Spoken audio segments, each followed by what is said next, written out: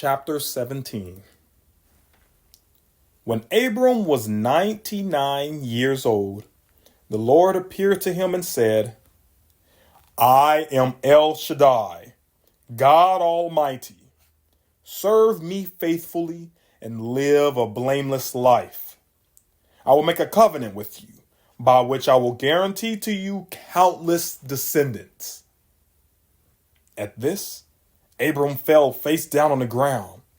Then God said to him, This is my covenant with you. I will make you the father of a multitude of nations.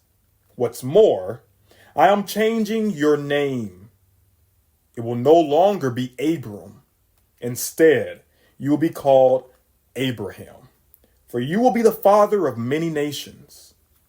I will make you extremely fruitful.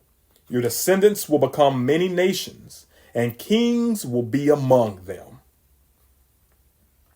I will confirm my covenant with you and your descendants, after you, from generation to generation. This is the everlasting covenant.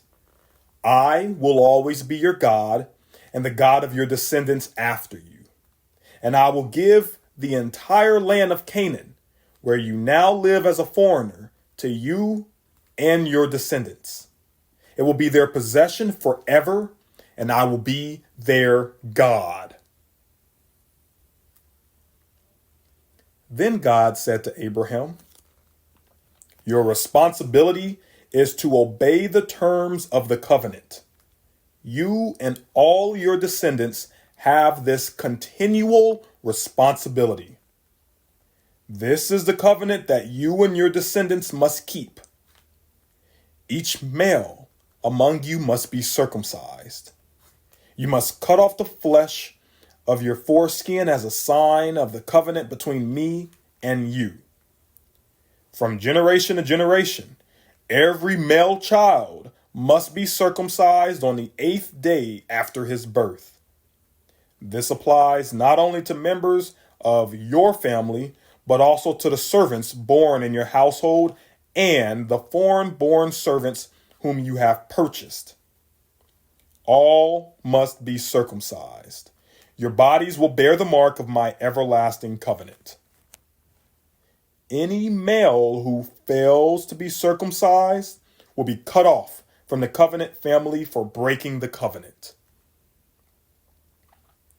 Then God said to Abraham, Regarding Sarai, your wife, her name will no longer be Sarai. From now on, her name will be Sarah. And I will bless her and give you a son from her. Yes, I will bless her richly, and she will become the mother of many nations. Kings of nations will be among her descendants. Then Abram bowed down to the ground, but he laughed to himself in disbelief.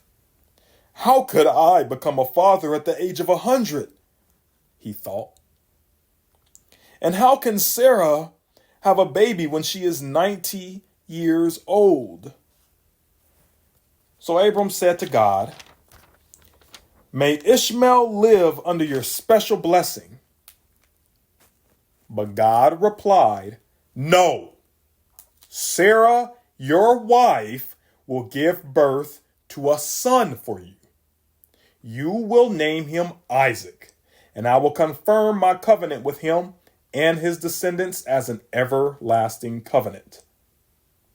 As for Ishmael, I will bless him also, just as you have asked. I will make him extremely fruitful and multiply his descendants. He will become the father of 12 princes, and I will make him a great nation.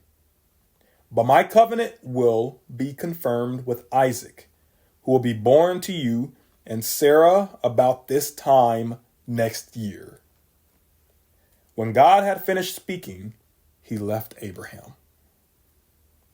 On that very day, Abraham took his son, Ishmael, and every male in his household, including those born there and those he had bought. Then he circumcised them, cutting off their foreskins just as God had told him. Abraham was 99 years old when he was circumcised, and Ishmael, his son, was 13. Both Abraham and his son Ishmael were circumcised on that same day, along with all the other men and boys of the household, whether they were born there or bought as servants. All were circumcised with him.